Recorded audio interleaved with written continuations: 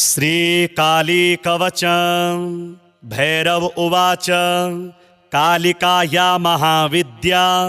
कथिता भुवि दुर्लभा तथापि हृदये शल्यमस्ति देवी कृपां कुरु कवचं तु महादेवी कथयस्वानुकम्पया यदि नो कथ्यते मातर्विमुञ्चामि तदात्तनो श्रीदेव्युवाच शङ्कापि जायते वत्स तव स्नेहात् प्रकाशितं न वक्तव्यं न दृष्टव्यम् अतिगुह्यतरं महत् कालिका जगतां माता शोकदुःखविनाशिनी विशेषतः कलियुगे महापातकहारिणी काली मे पुरतः पातु पृष्ठतश्च कपालिनी कुल्ला मे दक्षिणे पातु कुरुकुल्ला तथोत्तरे विरोधिनी शिरः पातु विप्रचित्ता तु चक्षुषी उग्रा मे नासिकां पातु कर्णौ चोग्रप्रभामता वदनं पातु मे दीप्ता नीला च चिबुकं सदा घनाग्रीवां सदा पातु बलाका बाहुयुग्मकं मात्रा पातु करद्वन्द्वं वक्षो मुद्रा सदावतु मिता पातु स्तनद्वन्द्वं योनिमण्डलदेवता ब्राह्मी मे जठरं पातु नाभिं नारायणी तथा ओरो माहेश्वरी नित्यं चामुण्डा पातु लिङ्गकं कौमारी च कटिं पातु तथैव जानुयुग्मकम् अपराजिता च पादौ मे वाराही पातु चाङ्गुलीन् सन्धिस्थानं नारसिंही पत्रस्था देवतावतु रक्षाहीनं तु यत्स्थानं वर्जितं कवचेन तु तत्सर्वं रक्ष मे देवी कालिके घोरदक्षिणे ऊर्ध्वमदस्तथा दिक्षु पातु देवी स्वयं वपुः हिस्त्रेभ्यः सर्वदा पातु साधकं च जलाधिकात् दक्षिणा कालिका देवी व्यपक्त्वे सदावतु इदं कवचमज्ञात्वा यो जपेद्देव दक्षिणां न पूजाफलमाप्नोति विघ्नस्तस्य पदे पदे कवचेनावृतो नित्यं यत्र तत्रैव गच्छति तत्र तत्राभयं तस्य न शोभं विद्यते क्वचिद् भैरव उवाच कालिकाया महाविद्या कथिता भुवि दुर्लभा तथापि हृदये शल्यमस्ति देवी कृपां कुरु कवचं तु महादेवी कथयस्वानुकम्पया यदि नो कथ्यते मातर्विमुञ्चामि तदात्तनो श्रीदेव्युवाच शङ्कापि जायते वत्स तव स्नेहात् प्रकाशितं न वक्तव्यं न दृष्टव्यम् अतिगुह्यतरं महत् कालिका जगतां माता शोकदुःखविनाशिनी विशेषतः कलियुगे महापातकहारिणी काली मे पुरतः पातु पृष्ठतश्च कपालिनी कुल्ला मे दक्षिणे पातु कुरुकुल्ला तथोत्तरे विरोधिनी शिरः पातु विप्रचित्ता तु चक्षुषी उग्रा मे नासिकां पातु कर्णौ चोग्रप्रभामता वदनं पातु मे दीप्ता नीला च चिबुकं सदा घनाग्रीवां सदा पातु बलाका बाहुयुग्मकं मात्रा पातु करद्वन्द्वं वक्षो मुद्रा सदावतु मिता पातु स्तनद्वन्द्वं योनिमण्डलदेवता ब्राह्मी मे जठरं पातु नाभिं नारायणी तथा ओरो माहेश्वरी नित्यं चामुण्डा पातु लिङ्गकं कौमारी च कटिं पातु तथैव जानुयुग्मकम् अपराजिता च पादौ मे वाराही पातु चाङ्गुलीन् सन्धिस्थानं नारसिंही पत्रस्था देवतावतु रक्षाहीनं तु यत्स्थानं वर्जितं कवचेन तु तत्सर्वं रक्ष मे देवी कालिके घोरदक्षिणे ऊर्ध्वमदस्तथा दिक्षु पातु देवी स्वयं वपुः स्त्रीभ्यः सर्वदा पातु साधकं च जलाधिकात् दक्षिणा कालिका देवी व्यपक्त्वे सदावतु इदं कवचमज्ञात्वा यो जपेद्देव दक्षिणां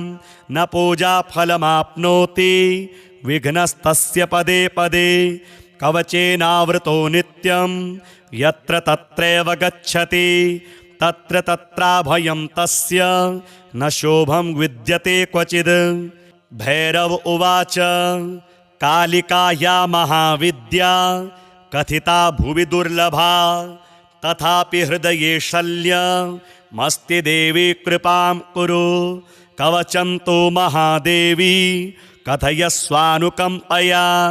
यदि नो कथ्यते मातर्विमुञ्चामि तदा तनु। श्रीदेव्युवाच शङ्कापि जायते वत्स तव स्नेहात् प्रकाशितं न वक्तव्यं न दृष्टव्यम् अतिगुह्यतरं महत् कालिका जगतां माता शोकदुःखविनाशिनी विशेषतः कलियुगे महापातकहारिणी काली मे पुरतः पातु पृष्ठतश्च कपालिनी कुल्ला मे दक्षिणे पातु कुरुकुल्ला तथोत्तरे विरोधिनी शिरः पातु विप्रचित्ता तु चक्षुषी उग्रा मे नासिकां पातु कर्णौ चोग्रप्रभामता वदनं पातु मे दीप्ता नीला च चिबुकं सदा घनाग्रीवां सदा पातु बलाका बाहुयुग्मकं मात्रा पातु करद्वन्द्वं वक्षो मुद्रा सदावतु मिता पातु स्तनद्वन्द्वं योनिमण्डलदेवता ब्राह्मी मे जठरं पातु नाभिं नारायणी तथा ओरो माहेश्वरी नित्यं चामुण्डा पातु लिङ्गकं कौमारी च कटिं पातु तथैव जानुयुग्मकम् अपराजिता च पादौ मे वाराही पातु चाङ्गुलीन् सन्धिस्थानं नारसिंही पत्रस्था देवतावतु रक्षाहीनं तु यत्स्थानं वर्जितं कवचेन तु तत्सर्वं रक्ष मे देवी कालिके घोरदक्षिणे ऊर्ध्वमदस्तथा दिक्षु पातु देवी स्वयं वपुः स्त्रीभ्यः सर्वदा पातु साधकं च जलाधिकात् दक्षिणा कालिका देवी व्यपक्त्वे सदावतु इदं कवचमज्ञात्वा यो जपेद्देव दक्षिणां न पूजाफलमाप्नोति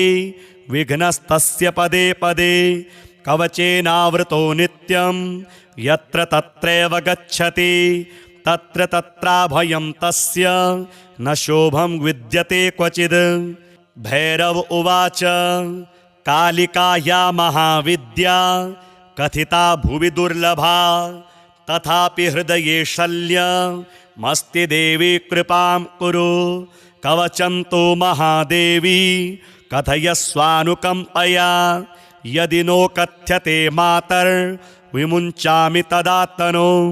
श्रीदेव्युवाच शङ्कापि जायते वत्स तव स्नेहात् प्रकाशितं न वक्तव्यं न दृष्टव्यम् अतिगुह्यतरं महत् कालिका जगतां माता शोकदुःखविनाशिनी विशेषतः कलियुगे महापातकहारिणी काली मे पुरतः पातु पृष्ठतश्च कपालिनी कुल्ला मे दक्षिणे पातु कुरुकुल्ला तथोत्तरे विरोधिनी शिरः पातु विप्रचित्ता तु चक्षुषी उग्रा मे नासिकां पातु कर्णौ चोग्रप्रभामता वदनं पातु मे दीप्ता नीला च चिबुकं सदा घनाग्रीवां सदा पातु बलाका बाहुयुग्मकं मात्रा पातु करद्वन्द्वं वक्षो मुद्रा सदावतु मिता पातु स्तनद्वन्द्वं योनिमण्डलदेवता ब्राह्मी मे जठरं पातु नाभिं नारायणी तथा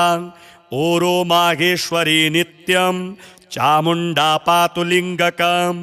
कौमारी च कटिं पातु तथैव जानुयुग्मकम् अपराजिता च पादौ मे वाराही पातु चाङ्गुलीन् सन्धिस्थानं नारसिंही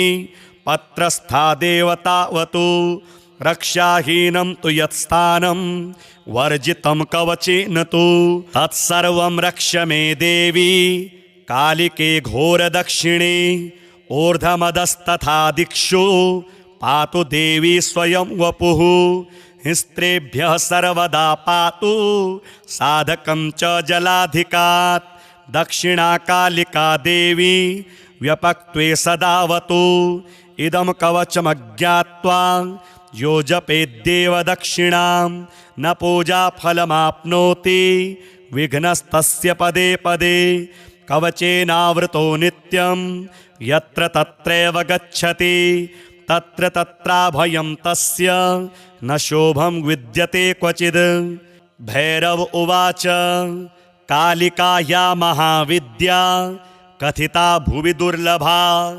तथापि हृदये शल्यमस्ति देवी कृपां कुरु कवचं तु महादेवी कथयस्वानुकम्पया यदि नो कथ्यते मातर्विमुञ्चामि तदा तनु। श्रीदेव्युवाच शङ्कापि जायते वत्स तव स्नेहात् प्रकाशितं न वक्तव्यं न द्रष्टव्यम् अतिगुह्यतरं महत् कालिका जगतां माता शोकदुःखविनाशिनी विशेषतः कलियुगे महापातकहारिणी काली मे पुरतः पातु पृष्ठतश्च कपालिनी कुल्ला मे दक्षिणे पातु कुरुकुल्ला तथोत्तरे विरोधिनी शिरः पातु विप्रचित्ता तु चक्षुषी उग्रा मे नासिकां पातु कर्णौ चोग्रप्रभामता वदनं पातु मे दीप्ता नीला च चिबुकं सदा घनाग्रीवां सदा पातु बलाका बाहुयुग्मकं मात्रा पातु करद्वन्द्वं वक्षो मुद्रा सदावतु मिता पातु स्तनद्वन्द्वं योनिमण्डलदेवता ब्राह्मी मे जठरं पातु नाभिं नारायणी तथा ओरो माहेश्वरी नित्यं चामुण्डा पातु लिङ्गकं कौमारी च कटिं पातु तथैव जानुयुग्मकम् अपराजिता च पादौ मे वाराही पातु चाङ्गुलीन् सन्धिस्थानं नारसिंही पत्रस्था देवतावतु रक्षाहीनं तु यत्स्थानं वर्जितं कवचेन तु तत्सर्वं रक्ष मे देवी कालिके घोरदक्षिणे ऊर्ध्वमदस्तथा दिक्षु पातु देवी स्वयं वपुः हिस्त्रेभ्यः सर्वदा पातु साधकं च जलाधिकात् दक्षिणा कालिका देवी व्यपक्त्वे सदावतु इदं कवचमज्ञात्वा यो जपेद्देव दक्षिणां न पूजाफलमाप्नोति विघ्नस्तस्य पदे पदे कवचेनावृतो नित्यं यत्र तत्रैव गच्छति तत्र तत्राभयं तस्य न शोभं विद्यते क्वचिद्। भैरव उवाच कालिकाया महाविद्या कथिता भुवि दुर्लभा तथापि हृदये शल्यमस्ति देवी कृपां कुरु कवचं तु महादेवी कथयस्वानुकम्पया यदि नो कथ्यते मातर्विमुञ्चामि तदा तनु। श्रीदेव्युवाच शङ्कापि जायते वत्स तव स्नेहात् प्रकाशितं न वक्तव्यं न द्रष्टव्यम् अतिगुह्यतरं महत् कालिका जगतां माता शोकदुःखविनाशिनी विशेषतः कलियुगे महापातकहारिणी काली मे पुरतः पातु पृष्ठतश्च कपालिनी कुल्ला मे दक्षिणे पातु कुरुकुल्ला तथोत्तरे विरोधिनी शिरः पातु विप्रचित्ता तु चक्षुषी उग्रा मे नासिकां पातु कर्णौ चोग्रप्रभामता वदनं पातु मे दीप्ता नीला च चिबुकं सदा घनाग्रीवां सदा पातु बलाका बाहुयुग्मकं मात्रा पातु करद्वन्द्वं वक्षो मुद्रा सदावतु मिता पातु स्तनद्वन्द्वं योनिमण्डलदेवता ब्राह्मी मे जठरं पातु नाभिं नारायणी तथा ओरो माहेश्वरी नित्यं चामुण्डा पातु लिङ्गकं कौमारी च कटिं पातु तथैव जानुयुग्मकम् अपराजिता च पादौ मे वाराही पातु चाङ्गुलीन् सन्धिस्थानं नारसिंही पत्रस्था देवतावतु रक्षाहीनं तु यत्स्थानं वर्जितं कवचेन तु तत्सर्वं रक्ष मे देवी कालिके घोरदक्षिणे ऊर्ध्वमदस्तथा दिक्षु पातु देवी स्वयं वपुः स्त्रेभ्यः सर्वदा पातु साधकं च जलाधिकात् दक्षिणा कालिका देवी व्यपक्त्वे सदावतु इदं कवचमज्ञात्वा यो जपेद्देव दक्षिणां न पूजाफलमाप्नोति विघ्नस्तस्य पदे पदे कवचेनावृतो नित्यं यत्र तत्रैव गच्छति तत्र तत्राभयं तस्य न शोभं विद्यते क्वचिद्। भैरव उवाच कालिकाया महाविद्या कथिता भुवि दुर्लभा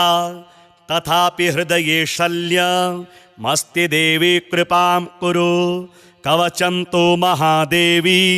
कथयस्वानुकम्पया यदि नो कथ्यते मातर्विमुञ्चामि तदातनो। श्रीदेव्युवाच शङ्कापि जायते वत्स तव स्नेहात् प्रकाशितं न वक्तव्यं न दृष्टव्यम् अतिगुह्यतरं महत् कालिका जगतां माता शोकदुःखविनाशिनी विशेषतः कलियुगे महापातकहारिणी काली मे पुरतः पातु पृष्ठतश्च कपालिनी कुल्ला मे दक्षिणे पातु कुरुकुल्ला तथोत्तरे विरोधिनी शिरः पातु विप्रचित्ता तु चक्षुषी उग्रा मे नासिकां पातु कर्णौ चोग्रप्रभामता वदनं पातु मे दीप्ता नीला च चिबुकं सदा घनाग्रीवां सदा पातु बलाका बाहुयुग्मकं मात्रा पातु करद्वन्द्वं वक्षो मुद्रा सदावतु मिता पातु स्तनद्वन्द्वं योनिमण्डलदेवता ब्राह्मी मे जठरं पातु नाभिं नारायणी तथा ओरो माहेश्वरी नित्यं चामुण्डा पातु लिङ्गकं कौमारी च कटिं पातु तथैव जानुयुग्मकम् अपराजिता च पादौ मे वाराही पातु चाङ्गुलीन् सन्धिस्थानं नारसिंही पत्रस्था देवतावतु रक्षाहीनं तु यत्स्थानं वर्जितं कवचेन तु तत्सर्वं रक्ष मे देवी कालिके घोरदक्षिणे ऊर्ध्वमदस्तथा दिक्षु पातु देवी स्वयं वपुः स्त्रेभ्यः सर्वदा पातु साधकं च जलाधिकात् दक्षिणा कालिका देवी व्यपक्त्वे सदावतु इदं कवचमज्ञात्वा यो जपेद्देव दक्षिणां न पूजाफलमाप्नोति विघ्नस्तस्य पदे पदे कवचेनावृतो नित्यं यत्र तत्रैव गच्छति तत्र तत्राभयं तस्य न शोभं विद्यते क्वचिद्। भैरव उवाच कालिकाया महाविद्या कथिता भुवि दुर्लभा तथापि हृदये शल्य मस्ति देवी कृपां कुरु कवचं तु महादेवी कथयस्वानुकम्पया यदि नो कथ्यते मातर्विमुञ्चामि तदात्तनो श्रीदेव्युवाच शङ्कापि जायते वत्स तव स्नेहात् प्रकाशितं न वक्तव्यं न दृष्टव्यम् अतिगुह्यतरं महत् कालिका जगतां माता शोकदुःखविनाशिनी विशेषतः कलियुगे महापातकहारिणी काली मे पुरतः पातु पृष्ठतश्च कपालिनी कुल्ला मे दक्षिणे पातु कुरुकुल्ला तथोत्तरे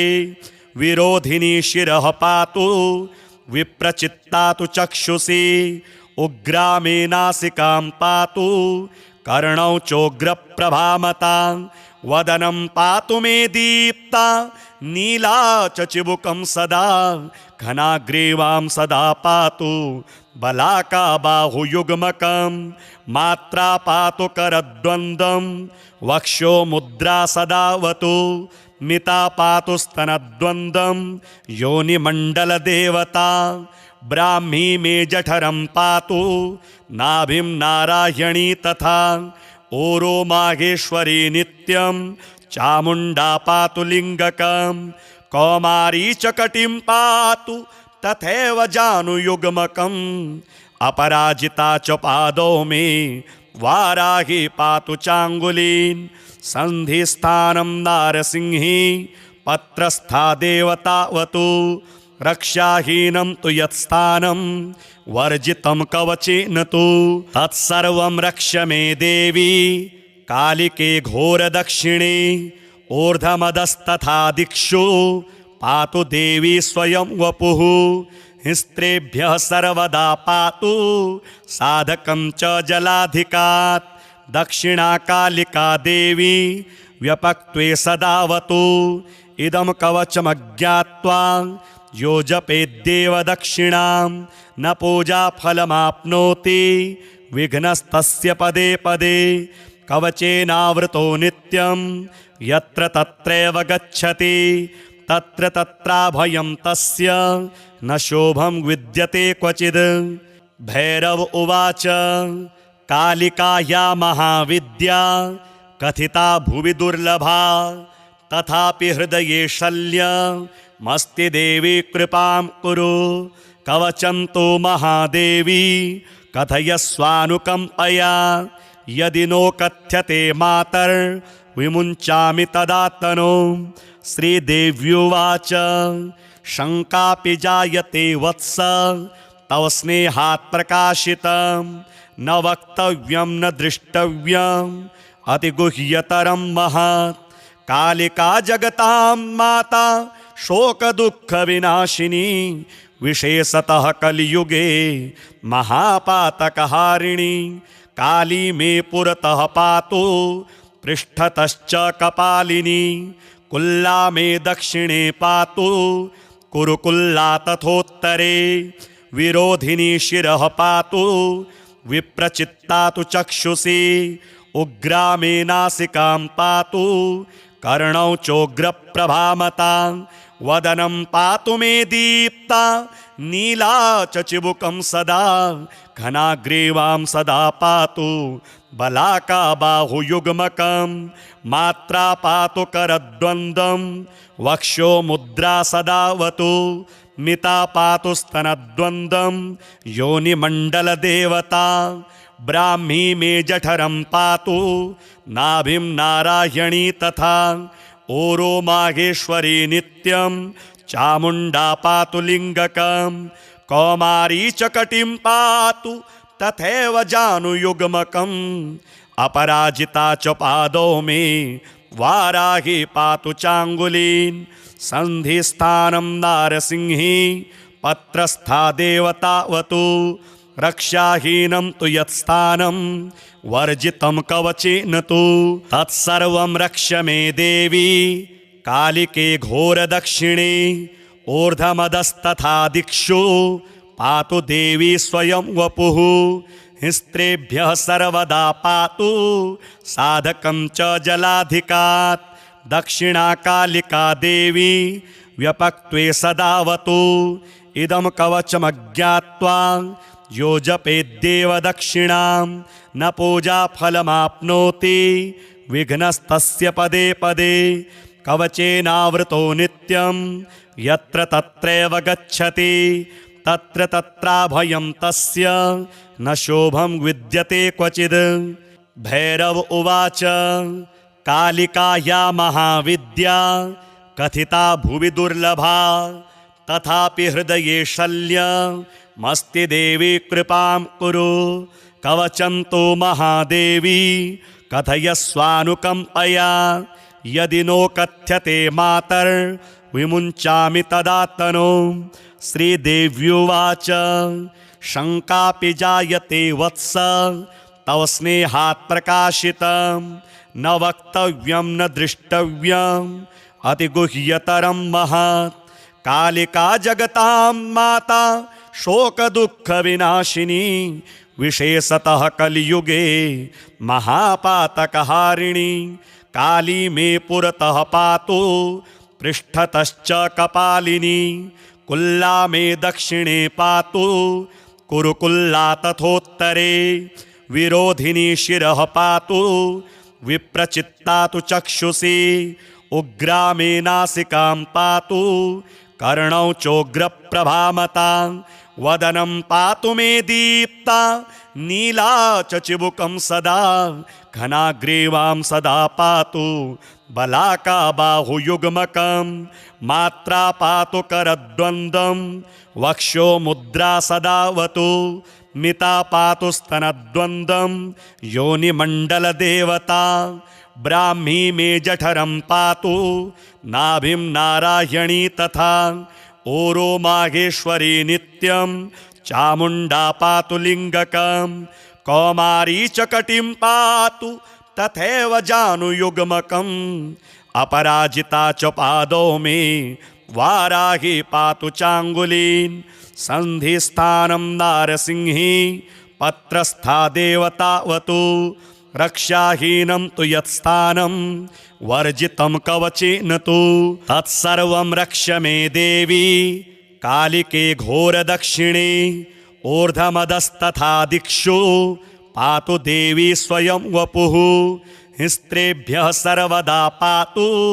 साधकं च जलाधिकात् दक्षिणा कालिका देवी व्यपक्त्वे सदावतु इदं कवचमज्ञात्वा यो जपेद्देव दक्षिणां न पूजाफलमाप्नोति विघ्नस्तस्य पदे पदे कवचेनावृतो नित्यं यत्र तत्रैव गच्छति तत्र तत्राभयं तस्य न शोभं विद्यते क्वचिद्। भैरव उवाच कालिकाया महाविद्या कथिता भुवि दुर्लभा तथापि हृदये शल्यमस्ति देवी कृपां कुरु। कवचं तु महादेवी कथयस्वानुकम्पया यदि नो कथ्यते मातर्विमुञ्चामि तदातनो। श्रीदेव्युवाच शङ्कापि जायते वत्स तव स्नेहात् प्रकाशितं न वक्तव्यं न दृष्टव्यम् अतिगुह्यतरं महत्। कालिका जगतां माता शोकदुःखविनाशिनी विशेषतः कलियुगे महापातकहारिणी। काली मे पुरतः पातु पृष्ठतश्च कपालिनी कुल्ला मे दक्षिणे पातु कुरुकुल्ला तथोत्तरे विरोधिनी शिरः पातु विप्रचित्ता तु चक्षुषी उग्रा मे नासिकां पातु कर्णौ चोग्रप्रभामता वदनं पातु मे दीप्ता नीला च चिबुकं सदा घनाग्रीवां सदा पातु बलाका बाहुयुग्मकं मात्रा पातु करद्वन्द्वं वक्षो मुद्रा सदावतु मिता पातु स्तनद्वन्द्वं योनिमण्डलदेवता ब्राह्मी मे जठरं पातु नाभिं नारायणी तथा ओरो माहेश्वरी नित्यं चामुण्डा पातु लिङ्गकं कौमारी च कटिं पातु तथैव जानुयुग्मकम् अपराजिता च पादौ मे वाराही पातु चाङ्गुलीन् सन्धिस्थानं नारसिंही पत्रस्था देवतावतु रक्षाहीनं तु यत्स्थानं वर्जितं कवचेन तु तत्सर्वं रक्ष मे देवी कालिके घोरदक्षिणे ऊर्ध्वमदस्तथा दिक्षु पातु देवी स्वयं वपुः हिस्त्रेभ्यः सर्वदा पातु साधकं च जलाधिकात् दक्षिणा कालिका देवी व्यपक्त्वे सदावतु इदं कवचमज्ञात्वा यो जपेद्देव दक्षिणां न पूजाफलमाप्नोति विघ्नस्तस्य पदे पदे कवचेनावृतो नित्यं